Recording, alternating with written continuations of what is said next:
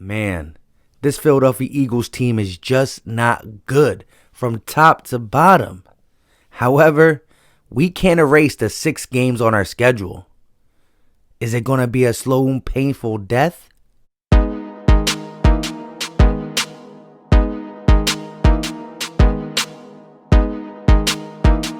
What is going on, everybody? I go by Philly Mike, and this is the Philly Talk Podcast. If you still love talking Philly sports every single day, well, go right ahead and hit that subscribe button and make sure you turn on post notifications so you know when I go live or drop some content. On that note, if you believe that the Philadelphia Eagles are going to have a hard time against Seattle, the Saints, the Packers, the Cardinals, smash that like button. With all that being said, let's jump into today's topic, and it's pretty much just what is going to happen the rest of this season. I mean, yesterday I had a video where I just gave my Monday reaction on this Browns loss. I also really got into the whole should Doug Peterson lose play calling / should Carson Wentz be benched. And again, real quick, go check that video out. We also talked about Doug Peterson's press conference.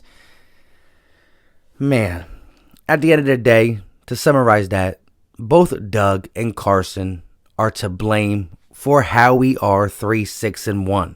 There's definitely other elements, whether it be a little bit of the defense, a little bit of the secondary, a little bit of the O-line, the fact that the running backs can't stay healthy, the fact that nobody can stay healthy. I mean, this Philadelphia Eagles team has issues. Even with Howie Roseman, the construction on certain parts just doesn't make sense. Jason Peters, Deshaun Jackson, Alshon Jeffrey, not getting no one to really help out in the back end other than Slay. I mean, there's a lot of things. And at the end of the day, remember, we are going to be broke next year. So all these guys on one-year deals, even though they're not good, who are we going to have back there? Who are we going to sign? We need our 10 draft picks to hit next year, and Howie Roseman cannot be a part of drafting these players. Simple and plain. So we're going to talk about Howie Roseman later in this, but like I said, definitely go back and watch my Monday reaction video, and it actually might be at the end of this video, so check it out.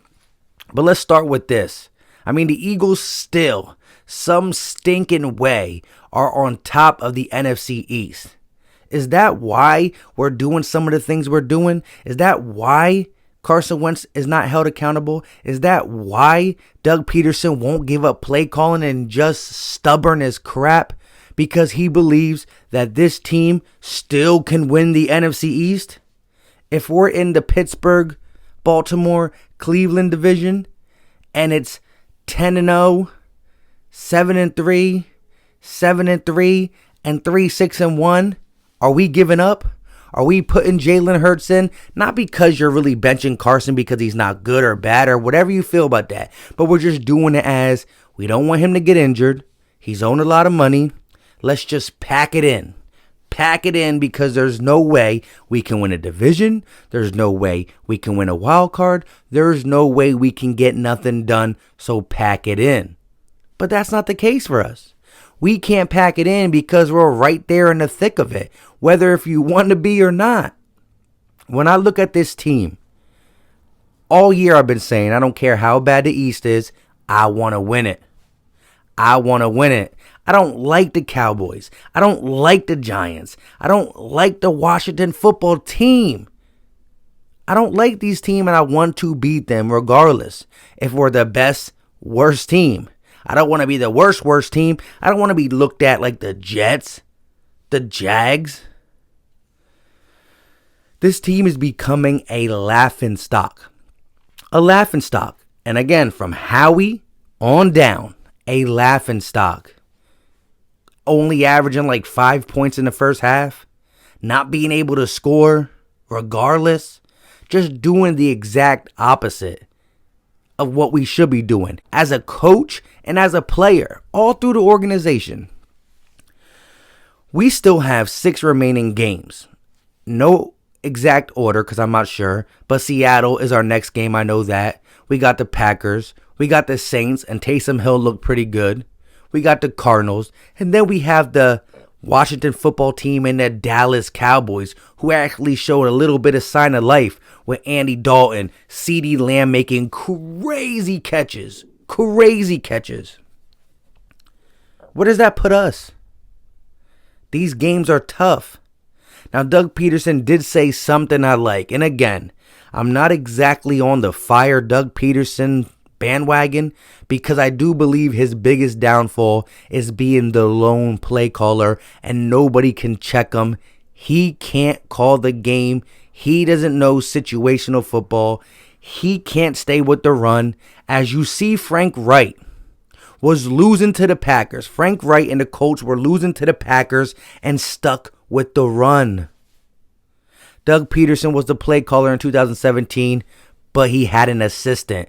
Frank Wright helped him with the play calling, probably called the plays sometimes, and they were intertwined together. Doug by himself? Well, you see it. You see it. 3rd and 7. I'm gonna run a screen to the receivers on here, do a read option with Boston Scott when my center just got out the game for the first play on 3rd and 7. Now again, there's plays that he calls good that this team just does not execute or puts him in bad situations with penalties. I agree. It goes hand in hand. He's not good situational and he doesn't stick with the run. This team is not going to be successful no matter who's the quarterback if we don't stick with the run. Especially when Miles Sanders is one of our best guys. Especially if we got two quarterbacks that work better with the play action. Let me tell you guys, Jalen Hurts gets in here, you're going to have to roll him out. He's not going to drop back in the pocket and go through his progressions. You're going to roll him out the same way you should be rolling Carson out. Only thing different is Jalen Hurts is a little bit more athletic. I don't know. Seattle, Saints, Packers, are we going to die a slow, miserable death? As the other East teams are slowly winning games, losing, winning games, losing. We just go on a mean losing streak.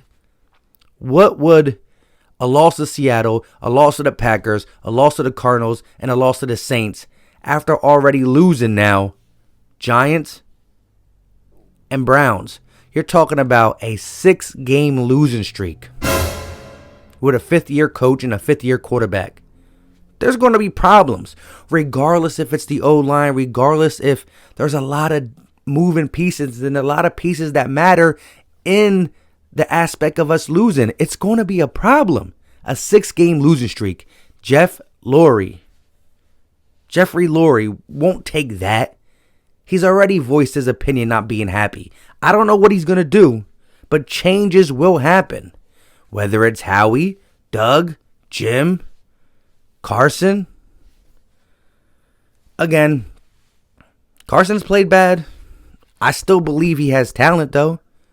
And again, Nelson Aguilar, just this week, touchdown, 88 yards. Ronald Darby, he's 5th in the NFL in cornerbacks. Sidney Jones found a home. Rasul Douglas found a home. And I don't really know if it's Doug Peterson or Howie Roseman when it comes to Jason Peters. Jason Peters. Jordan Mailata, in like 3 games of starting, gave up the exact amount of pressures, hits, and sacks that Jason Peters gave up in the Browns game, minus Myles Garrett. Now, Carson held the ball a couple times in that game, but the O-line is still just not good. Play calling, not good. Quarterback consistency, not good. Let me know in the comment section, is it going to be a long, painful death? A long, painful death? Or are we going to be able to pull some games out? Win a game? Get some momentum, and at the end of the day, let me know how you feel. Is it worth it? Because I'm a guy who can't wake up on Sunday, turn the Eagles game on, and say, yeah, that draft pick looks good. But I'm going to watch this 3-hour game and just root for us to lose. I still want to win. Even if we're mathematically out, I want to beat a team so I can just have a good week of football. When the Eagles lose, I'm just like, blah. And it's been a lot of blah. A lot. At the end of the day, this team went all in on these old players. These old players that won us the Super Bowl where we spent money that we didn't have. And the window could have been good if all these old players stayed healthy. But it didn't happen. And we kept banking on it. And for the last 3 years after the Super Bowl, 4 years, we've been injured, getting to the playoffs, but nothing more. This team is going to be broke next year.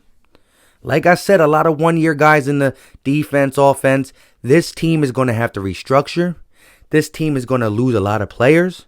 This team is going to maybe have to just move on from players that might be a little bit old, but still got it in the tank just because of the financial situation we're in.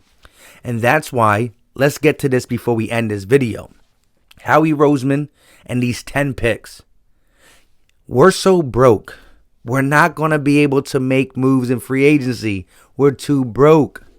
We're too broke. So the only way out of cap misery is to slowly draft very well. We got 10 draft picks and nobody can hit on 10 for 10. But we need at least 4 or 5 of these draft picks to be studs. The first round pick should 100% be a stud. Second, third, maybe a fourth or fifth. We need to hit on 40% at least. Because as you do that, you get younger, as you're getting talented, as you're keeping your cap low because you got these guys on rookie contracts, and for the next 4 or 5 years, you don't have to pay them. When you're paying every free agent, when you're paying every old player, your team is broke. The Chiefs, the Ravens, the Saints, they hit in the drafts. The last 3 to 4 or 5 years in drafts, they've been hitting, and they got all these guys. If we don't start hitting on our drafts this year, the next year, the following year, we're going to be in so much trouble. And Howie Roseman's been known not to be able to draft. They try to blame it on Joe Douglas. It's not him. We drafted a 3rd round linebacker in Davion Taylor, which I like, but he's not ready to play according to the coaching staffs. Like, look, Kavon Wallace, I like these guys, but we need to start hitting. J.J. Arcega-Whiteside, Andre Dillard. I mean, give or take, I still have some faith in Andre Dillard. Derek Barnett, Josh Sweat is outplaying him. We need to hit on these drafts, and we can't make a mistake. 40%. It got to get done because we're so far behind from going all in and not being able to get it done. With all that being said, that's all I got for today. Later in the day, the All 22 comes out. So maybe Wednesday, Thursday, I will drop some film study videos. Because what is there to talk about? The Eagles got a rough schedule. They're playing bad. I need to see it. I said that with the Cleveland Browns, and I'm still looking. So let me know what you want to talk about. We probably going to do some live streams later in the week. We're going to do some film breakdowns, but that's what I got. I pretty much wanted to get on here and let you guys know we still got to play these 6 games. It could be really ugly when it gets to December. Who knows how many more games we're actually going to win? But when we line up against another team on Sunday, no matter what draft pick is staring me in the face, I can't root against this team. But I sure won't bet money on this team because we're not a good football team. Not a good football team. These draft picks, though, are very important. How we can't touch them. On that note, I go by Philly Mike, and this is the Philly Talk Podcast. Leave all your thoughts in the comment section on the next 6 games. Howie Roseman, Doug Peterson, you know the deal. But more importantly, how are we going to get it done in the draft? Let me know all your thoughts in the comment section. Until next time, you know what time it is. We out.